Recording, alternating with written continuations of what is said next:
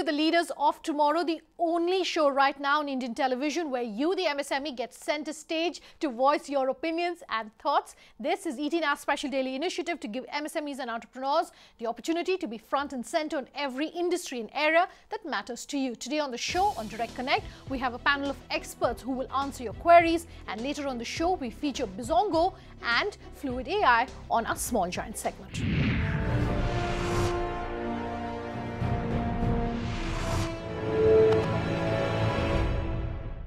Thank you, gentlemen, both very much for being with us here tonight. And it's a brand new season. We're getting a lot of questions and a lot of interest really coming in from our viewers. And who better to answer it than the two of you? So let's very quickly then take in our first question. And this is one coming to us from Bipin. Bipin?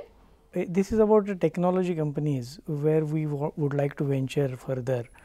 What is more important? What should we focus on? Whether profitability is more important or scalability? Like you can see the new age companies, technology companies, or like e-commerce, or like Amazon and Flipkart, or Uber and Ola. They are more in scaling up the operations. They do not look at profitability. So, what is for a budding entrepreneur, what is more important, whether they should look for profitability or they should focus on scalability? That's a very interesting question, and a lot of MSMEs ask us, is it a question really between scalability and profitability? I mean, your larger peers are doing it. Is it advisable for MSMEs and entrepreneurs in their early stages then to be chasing one or the other, or should they be doing both? So, very clearly, some of these are going to be defined by the quantum of capital and the scale at which you're operating. So, what we see is that if there is a capital constraint available, one must need to operate within that capital constraint to start with. So, while you go ahead, make your investments and try to maximize the output and the capacity that you have, it will be very critical for any business to make sure that they are profit focused. What it ensures is that while you're keeping on scaling up, it would definitely not be putting you into a situation where you run out of capital. You have great orders to fulfill, but suddenly you don't have anywhere to go in terms of beefing up your debt or equity base. So, in such a scenario, if you're a profitable business, I think it is going to be a big boost. So, what we typically tell our companies as well is that go for raising of capital, which will allow you to scale to a critical next level of where you can break out from. But until then, you should focus on with profits hand in hand. So, one should not lose sight of profitability at any juncture. That's the ultimate end goal. To add to this, Bipin, I think your break-even point should always be at the back of your mind. You must be able to go beyond your break-even point within the capital that is available to you, debt or equity. And once you have reached that stage, and you feel that the market is ready to take your product to an extent, then you should start looking at upscalability, and scalability, of course, is very important, so long as it is giving you profits. All right, Bipin, trust that answers your question. This next one is coming to us on social media, and do stay tuned. We'll tell you how you can also send us your questions on social media. Monish Chopra has written in to us on Facebook to say that he set up a new business in the food space, and he says they deliver homemade food to beat the clutter. They want to have an aggressive social media strategy. He says he wants to know what our experts suggest about how people can come to know about their social media strategy, whether it's promoting the business on Facebook, Twitter, Instagram. What should he do and how should he go about it? So, food is a very interesting space which will affect almost everybody who has some interest in food, whether by consumption needs or interest. So, I think one important takeaway for a business like that will be to get into very high degree of content marketing. I think given you are looking at creating more awareness, getting on to make people aware about your food, your nutrients, what you use, how do you get on to servicing your customers is a good idea to start getting people to be excited about what you do, and the curiosity itself will drive a fair bit of traffic and even business. So, content is becoming a very important element of most businesses, and in a business like food, I think what better way than to drive content as a way. And when I say content, it is not only about just advertisements. What I mean is writing about the food and all that, audio clippings, video clippings. It can become a very interesting engagement tool with your existing customers and people who want to come and interact with you. Okay. Another way would be to make sure that you're targeting very focused area where you are not going to end up wasting your capital. So if you are available in a certain geography and a certain limited area, make sure that your keywords and all of those metrics are going towards those, rather than going all gangbusters to attract a very wide audience. Okay. So this is what I would advise. Okay. So not to make it very specific where you're just putting a post about what you do at your restaurant, but make it a little more broad-based in that sense. Make it broad-based in terms of what you can do, and also target from an audience perspective, target locally, but from a thought leadership, build a wider content base. Okay. Monish, that's in response to your questions. Thanks for sending that in to us on Facebook. Our next question is coming to us from Sanjay Malhotra. He's written in to us on Twitter to say that he's a small-scale industry manufacturing performance chemicals such as aerosols, silicones, personal, home and auto care products. His question is if there are any suitably qualified accredited business consultants available to industries like his who can help organizations scale and overcome difficulties, particularly relating to hiring of talent and also finding partners for joint ventures. I know one obvious answer is if they had a VC or a PE on board, they would bring with them an expert that he's asking for. But for smaller companies, small scale industries, MSMEs, what would you recommend? On a broader base, over the last about 3 to 5 years, there has been a lot of developments, I would say, where even the larger companies are looking at SMEs as a targeted sector to help them with their business support services. So when I say larger companies, I mean you take any tech company like a Google, Facebook, Microsoft, all of them are having solutions designed to cater to SMEs, and that's becoming an important bracket for them to cater to. Apart from the business support services and within that bracket also a bunch of startups have come up as well. So there are companies that are helping for server storage solutions and cloud-based solutions. They're helping for hiring needs as well. They're helping for payroll management and financing, etc. So there are startups which have come up. To get into specific names, you have companies like Just Dial, you have Now Floats, you have companies like Belong, which are helping into hiring. Great Tip is a business that helps into processing of payroll and related activities, including tax management. So in terms of offerings, there are plenty on the hiring and the business support services side. Specifically on areas pertaining to JVs and all that, there has not been much in terms of institutionalization at that level. That is something which a VC or a PE brings in, where they make an investment. So that is something which every SME will have to target. Either there is a tendering process or there's an online release of what potential people, outsiders or people within the country want to partner with.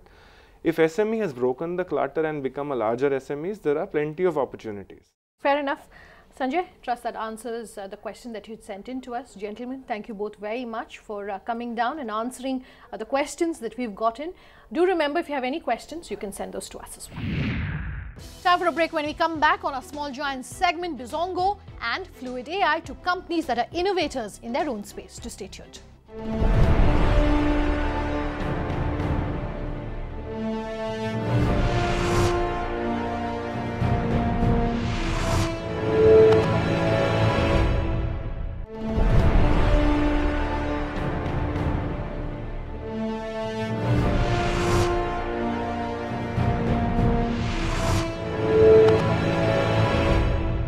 Welcome back. You're with us here on the Leaders of Tomorrow. Tonight, we are featuring two companies on our Small Giants segment, Bizongo and Fluid AI.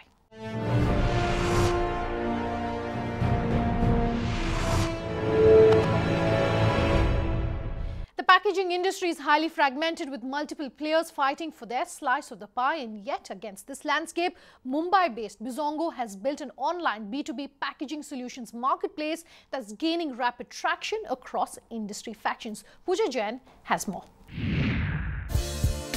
Offering enterprise customers an online and on-time packaging procurement platform for buyers and sellers alike is Bizongo. Built upon a robust, scalable platform, Bizongo promises secure transactions and streamlined vendor communication. Given its emphasis on providing customers choice, we explored how Bizongo conducts business on the go. As a recent IIT graduate and first-time entrepreneur, very curious to understand what motivated you to pursue an opportunity in the packaging procurement space in particular. Not only the founders or me per se, but all the initial members who had joined the team were very, very entrepreneurial driven. They wanted to sort of add value in a different way than they were already doing through their existing jobs or curriculum per se. But the packaging industry itself did not come to us very, very serendipitously. We wanted to sort of go ahead and add a B2B tech platform feel to it. That is where we started off from. We understood that the SMEs, both on the demand and the supply end, were very, very fragmented. And we discovered that there were many, many industries which needed our attention per se, but we decided to deep dive with an industry which was booming at a 15% CAGR, which is already $40 billion in value only domestically, and be there, fight it out for a couple of years, understand it, build revenues, and then keep our platform scaling. What are some of the biggest pain points plaguing the packaging industry, and how is Bizongo designed to bridge those gaps? So to be very honest with you, kind of subdivide the entire business into two main fronts, two main inefficiencies that we are solving. Firstly would be the cost saving angle. The cost saving angle comes into forefront because of the fact that ultimately we are building a procurement enabler, a one-stop procurement shop where you can actually look at all the purchase orders you have raised, all the invoices, delivery tracking getting done in the most efficient way. These are small facets where we kind of plug the loopholes completely. Our buyers are able to find value, and we give a lot of cost-saving analytics as well to make sure that the final delivery of the product and on-timely delivery is done extremely well. And the other angle would be the revenue upscaling. And why that is also done very efficiently is because our big QSRs, our mid-sized e-commerce players, the robust FMCG players that we cater to, all of us come to us with specific application-oriented problems in mind. So revenue upscaling getting done through customizations, through probably branding, functional design, and cost-saving angle getting done through the platform, and again supply curation. Innovation is typically not the first word that comes to mind when one thinks of packaging solutions. That said, how is innovation reflected in the design and development of the Bizongo platform? As you rightly pointed out, it doesn't come very intuitively that as an industry probably there's a lot of innovation to add as such. But having said that, in the last 6 months or so, we have understood that product innovation slash industry innovation also plays a very, very important role. That is why when we came up with a Bizongo packaging lab and the design lab concept, where we actually look at use cases, understand functional design approaches, understand graphic design, how branding is to be done, and then through those specific use cases, we add a lot of value to our buyers. How do you balance catering to a range of industries with varying requirements and yet in parallel place an emphasis on achieving economies of scale? Again, at the very heart of the business, there is this technology enabler.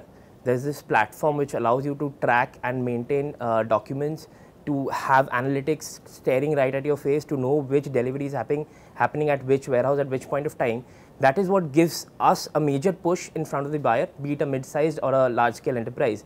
And our ability to move from a category A to a category B point becomes extremely easy. At the heart of all of this, B2B procurement as a whole has to be tied with power of choice, power of good delivery, power of good payment options and financing, and that technology platform being at the heart of it. So if that is done efficiently, I think it is very easy for us to go ahead and scale up to other industries. For a player in this space to flourish, it often requires bringing innovative credit solutions into the fold. Your thoughts? So we have tie-ups with most of the prominent NBFCs and banks at this point of time, where we implement very innovative credit solutions, right from sales invoice discounting to an overdraft facility, to even working capital loans for our sellers. So that beautiful fintech ecosystem is also getting built up. And again, B2B tech as a business, if you want to scale up, you cannot scale it up if your financial or your payment ecosystem is not built well. And we've been focusing a lot on that, and we will continue to do so. What fuels the entrepreneurial spirit here at Bizongo, and what's next? So it's not that it's financially rewarding. It's rewarding to know for a fact that people trust your services. People kind of have put their faith in you. They trust the fact that when I buy goods from this platform, they're quality checked. They are coming through a particular channel which can be assured and trusted. And we will build on this trust deficit which currently exists in our economy, and make sure that B2B tech flourishes as we go ahead. By owning the procurement process end-to-end, And with an eye towards enhancing purchase analytics and supply chain logistics, Bizongo is rewriting industry best practices. With over 50% of the company's revenue coming from a repeat customer base, therein lies its biggest proof point. As a platform for packaging materials, Bizongo appears to be making procurement painless. Artificial intelligence is the future of technology, and believe it or not, deep learning and experiential technology is proving to be the next big disruptor for MSMEs. Fluid AI, an artificial intelligence solutions company, is set to make processing smarter and smoother for companies across industries. Shubhangi Sinha has more. If Minority Report, Terminator or The Matrix feature at the top of your watch on loop list, the power of artificial intelligence is not lost to you. For the uninitiated though, artificial intelligence still remains a source of bewilderment. Fluid AI, a Mumbai-based tech company founded in 2008 by Raghav and Abhinav Agarwal, aims at bringing the efficiency of AI to everyday processes by providing database and experiential solutions across industries, thereby making AI more accessible. When people think about artificial intelligence, typically, Abhinav, they think about engineers. And the funny part is that none of you, neither you or your brother, are engineers. So what really inspired you to get on this journey and start Fluid AI? So when we started, actually, very interesting, you know, both me and Raghav were finance guys. So I was a chartered accountant, he was a CFA. But the technology bug had kind of hit us. So we both started self-teaching ourselves coding. We kind of got a bit into it. We built a couple of solutions which we gave to our first clients, and huge successes. And we kind of got excited by the ability to create something on the fly and deliver value. So we then kind of went deeper into it. And as you know, right, 1 year in technology or 2 years in technology is a massive amount of time. Taking your point about how technology gets outdated really quickly, and in fact the Moore's law, what are the kind of solutions that you're able to provide to the companies who are across sectors? How does Fluid AI really help industries and companies? And what is the process really like, if you could walk us through it? Earlier companies would ask, why should we do AI or what is AI? And now they're asking, where all can we use AI? So that fundamental shift has come now, and they're actually leveraging it in very interesting ways. So we've done, you know, right from the customer experience side, where you walk into a branch or you walk into an ATM or even a retail showroom, and you have an AI screen that's interacting with you, understands your voice, understands your gesture, understands your emotions, recognizes you by face, and then does a complete interaction with you end to end. So whether it's opening a bank account in 30 seconds or telling you about the product that you bought last time and knowing what you've done with them, complete end to end. So it's really becoming game changing, right from the customer side to the back end data side, where it's tons of analytics and knowing more about a customer deeply and taking these micro decisions in real time. Now I understand that it is not very easy to hire people who have the exact skill set required to work in a company which is based on artificial intelligence. How have you been able to overcome this challenge and in fact be able to hire people and possibly train them? Yeah, no, I think talent is the core, you know, it's been very important to us. And I think the biggest advantage that we had was that our approach to the whole AI problem was very different. Us both being non-coders, we started with an approach of saying that 50% of our team would be really high IQ guys that have maybe not done that much technology work. You know, they're either self-taught, dropouts like us, but come from a very different perspective towards technology. And then 50% of the team kind of turned out to be these traditional coders, hardcore engineers who do and live technology day in, day out. And then when you mix these two guys together and form a team, we've realized, and this was by accident, that the results are amazing. That combination of hiring has really allowed us to build like a really nice AI team. Now on the other side of the skilling spectrum is the fact that there is a possibility that artificial intelligence will wipe out a lot of the jobs. So what do you really think is the middle ground that people can reach to, where people don't really lose jobs and in fact we're able to utilize AI as well? So what AI is allowing businesses to do is expand very quickly and, you know, to leverage technology to be able to do tons of more business with the same kind of infrastructure running at the background. And that's actually allowing them to increase the number of staff that they keep.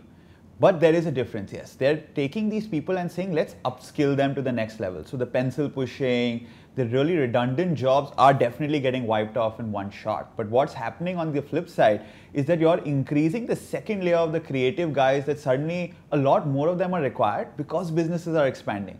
Now, Elon Musk and Stephen Hawking believe that there is a possibility that artificial intelligence can perhaps wipe out the human race someday. What is your perspective on that? No, I know. I think I've heard Elon Musk really joke a lot about the possibilities of what AI can do in terms of ending the world. He himself, I've seen, as someone who invests a lot in AI. Right? He just set up $1 billion for OpenAI in terms of being able to democratize AI to people across the world. So I feel it's interesting. I mean, we've not yet gotten at that stage where AIs have become fundamentally that intelligent and that generic to be able to give people a competition at the top levels. It's going to come, it's coming pretty soon. We're excited to see where it takes us. Whether it takes us to a completely different kind of future is something to be seen, or whether it takes us to the end of the world is something to be seen, has been hypothesized. But I think that's an answer I'd be able to give you closer to 2050 when we're at that stage of evolution with AI. Artificial intelligence is taking many industries by storm and may in fact be the processing norm going forward. In the meantime, we have to wait and watch and see if this technology will be the tipping point for the human race as we know it. That wraps up our episode of the Leaders of Tomorrow for tonight. If you have any questions for our experts, or if you are a company that wants to be featured here on the show, to remember you can always get in touch with us at leadersoftomorrow@timesgroup.com. You can reach us on social media. In fact, you can tweet at me personally at Sunanda_J, or call us on that number you see on your screen. We promise to have all your questions answered, and we of course love hearing from you. Thanks for watching. Have a good night.